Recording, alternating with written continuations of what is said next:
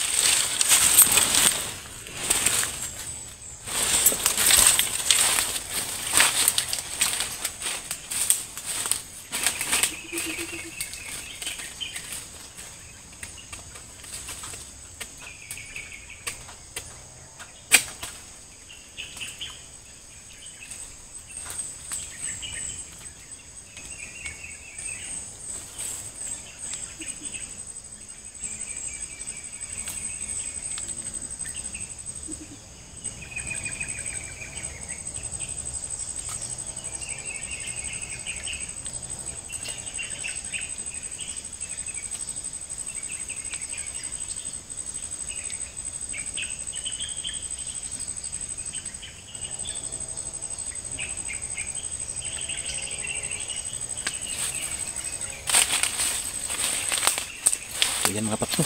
Pangalawang huli mga paps sa ating under training mga paps no. Yung alpas mga paps kumakampay sa kanya mga paps. Kumakampay yan sa pagdapon sa ating trap mga paps no. Kinampayan din ng ating under training mga paps. Hindi pa lumilimlim ng pugad ang ating under training mga paps no. So ayan mga paps, pangalawang huli ng ating under training mga paps no. So abang-abang lang mga paps no. Galing talaga yung under training.